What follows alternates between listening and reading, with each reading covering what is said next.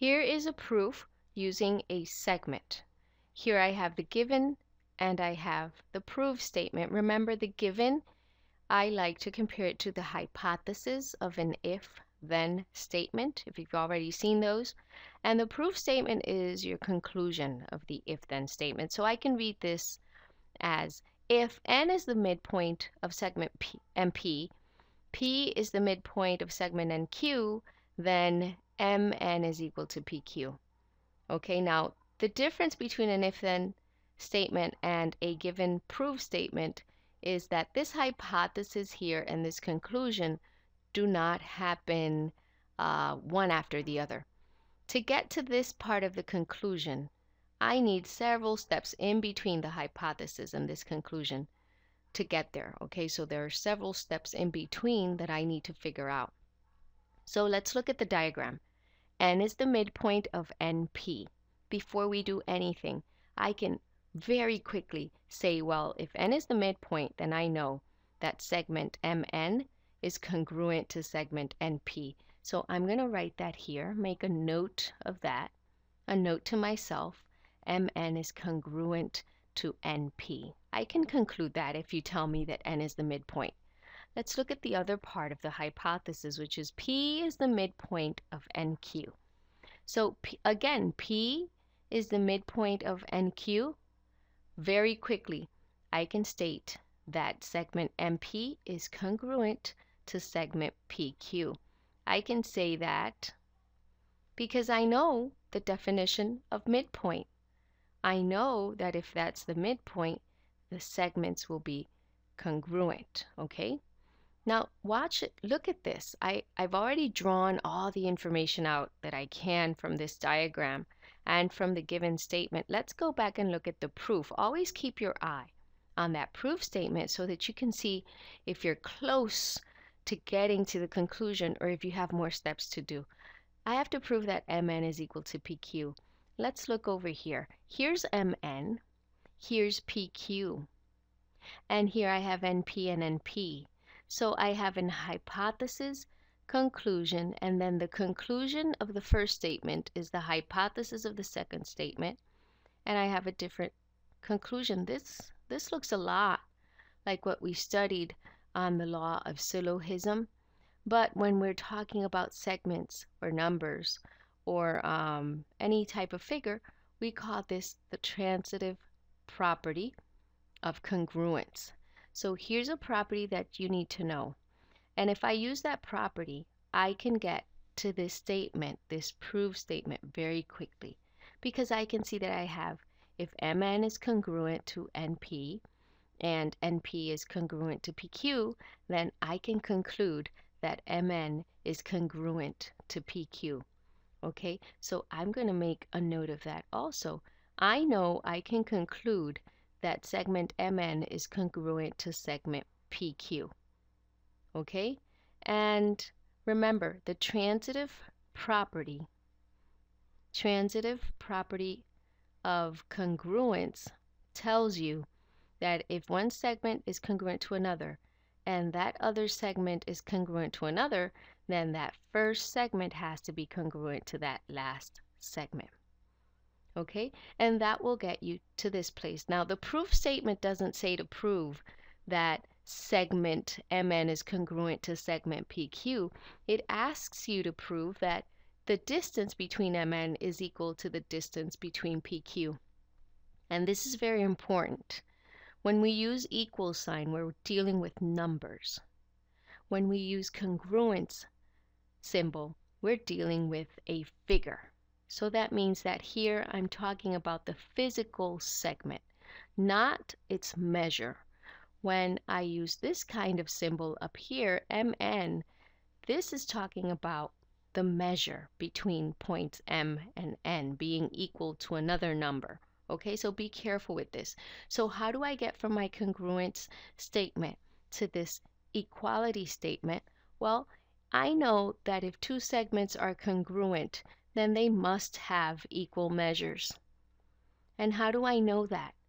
Because there's a definition of congruent segments that tells me that congruent segments have the same measure, have the same length, okay?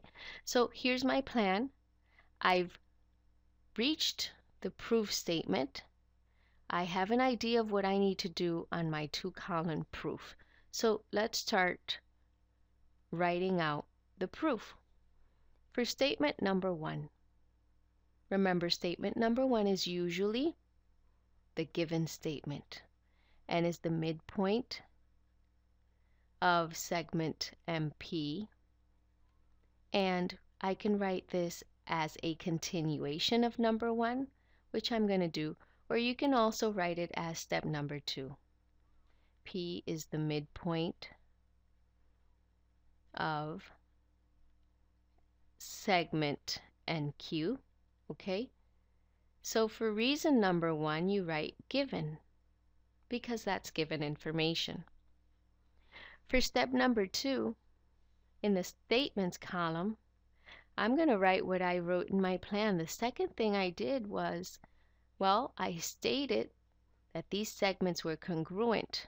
So here I'm saying if N is the midpoint of segment MP and P is the midpoint of segment NQ, then I can conclude that segment MN is congruent to segment NP.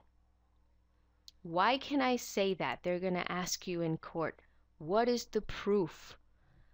How do you reach this conclusion? And you're going to say, well, the given information gives me enough information for me to state that those two segments are congruent, that this piece is equal to that piece, that they are congruent.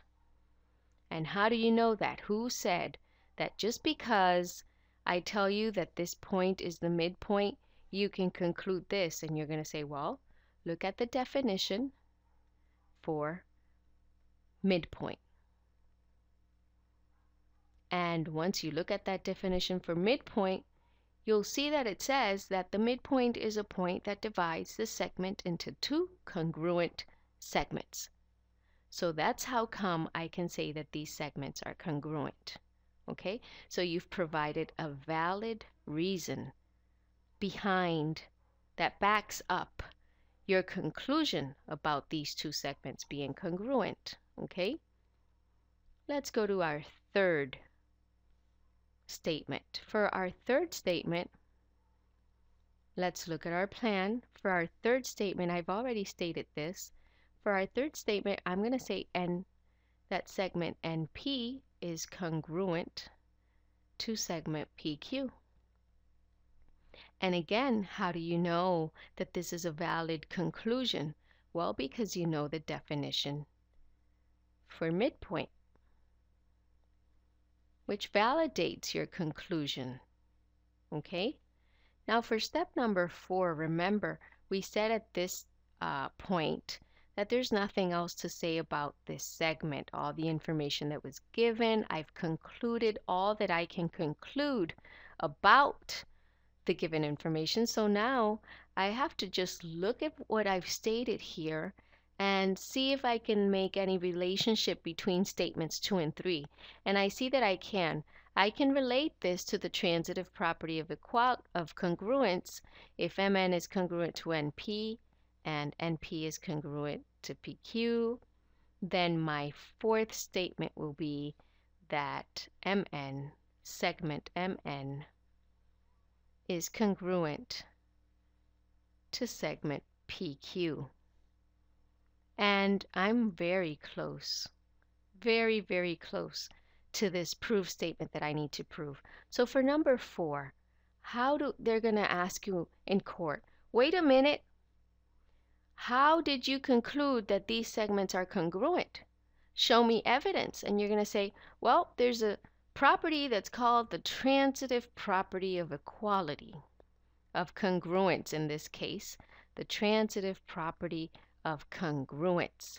And can you please say what this property says? Well, it says if segment AB is equal to segment BC, and that if segment BC is equal to segment CD, then segment AB has to be equal to segment CD. And that's what I have here, just with different letters. Mn is congruent to Np, NP is congruent to PQ, so MN has to be congruent to PQ, and the transitive property backs that up for me. Great, okay, continue showing your evidence. Well, as my fifth statement here, according to my plan, I've already reached this point. I've backed it up with the transitive property. Mn is equal to PQ is my next step. And how did I reach that conclusion that Mn is equal to PQ?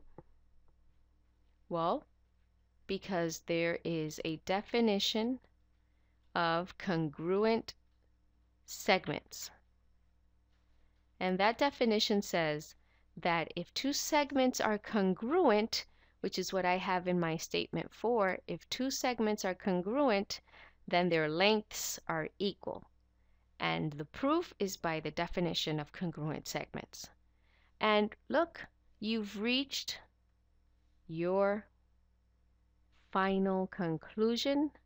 Notice you have various conclusions here, right? We concluded this, then we concluded statement 3, and with number 2 and 3 we concluded statement 4, and now I've reached the real conclusion that I've been wanting to reach from the proof statement from the beginning of our work. So there it is.